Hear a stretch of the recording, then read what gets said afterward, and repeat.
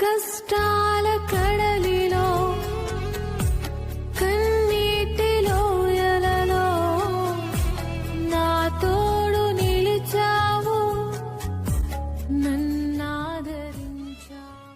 Praise the lord, హల్లెలూయా. మన ప్రభువును రక్షకుడైన యేసుక్రీస్తు శక్తి కలిగిన నామములో ఈ ఉదయకాల శుభాకాంక్షలు. ఈరోజు దేవుని వాక్యము, నేను ఆపదలలో చిక్కుబడి ఉన్నను, నీవు నన్ను బ్రతికించెదు. కీర్తనలు 138, 7వ వచనం. ఒక్కొక్కసారి మనము మన కష్టకాలంలో దేవునికి మనం మొరపెట్టాము, విడిపిస్తానన్న ఆయన మాటను బట్టి ఆయన అడిగాము, కానీ విడుదల రాలేదు. శత్రు వేధిస్తూనే ఉన్నాడు. మనం యుద్ధరంగ నడిబొడ్డులోనికి, ఆపదల కేంద్ర బిందువులోనికి వెళ్ళిపోయాం. ఇక ప్రభువుకు మొరపెట్టి మాత్రం ఏం ప్రయోజనం అని అనుకుంటాం. తన సహోదరుడు చనిపోయినప్పుడు మార్త కూడా ఇలాగే అంది, ప్రభువా, నువ్వు ఇక్కడ ఉన్నట్టయితే నా తమ్ముడు చనిపోయేవాడు కాదు.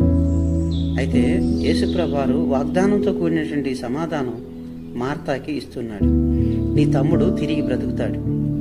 ఇలా కష్టాల నడిబొడ్డులోనికి మనం చేరినప్పుడు మార్త వలె మనం కూడా ఇక విడుదల సమయం దాడిపోయిందని అనుకుంటాం. కానీ తన వాక్యంలోని వాగ్దానం ద్వారా ఆయన మనకి జవాబిస్తున్నాడు, నీవు ఆపదల్లో చిక్కుబడి ఉన్నను, నేను నిన్ను బ్రతికించేదను. ఆయన ఆదుకోవడం ఆలస్యం చేసినప్పటికీ, మనం ఆపదల్లోనే ఇంకా కొనసాగుతూ ఉన్నప్పటికీ, ఆపద నడిబొడ్డే ఆయన మనల్ని బ్రతికించే చోటు, మనల్ని విడిచిపెట్టే చోటు కాదది.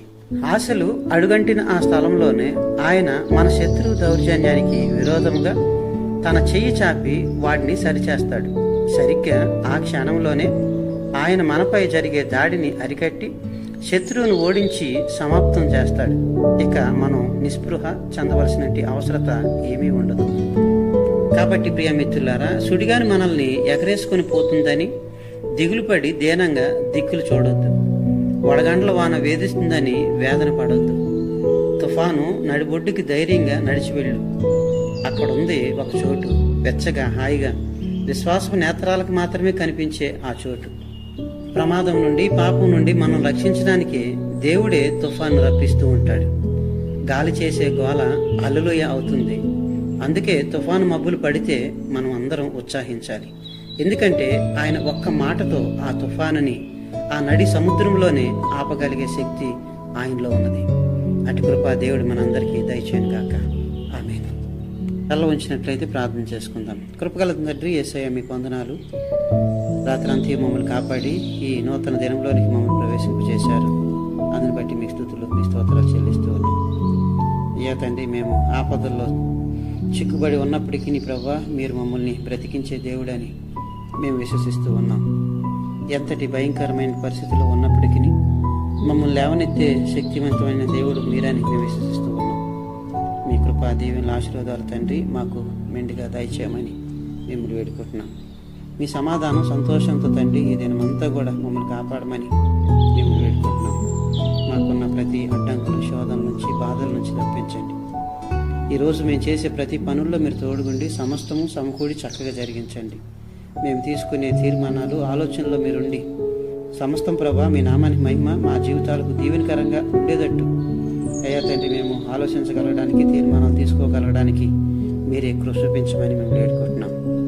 ఎవరైతే తండ్రి అస్వస్థతలో ఉన్నారో వారిని బట్టి ప్రార్థిస్తున్నాం. మీ గొప్ప కార్యాలు తండ్రి నైనా స్వస్థత కార్యాలు బిడ్డల పట్ల జరిగించమని మిమ్మల్ని వేడుకుంటున్నాం.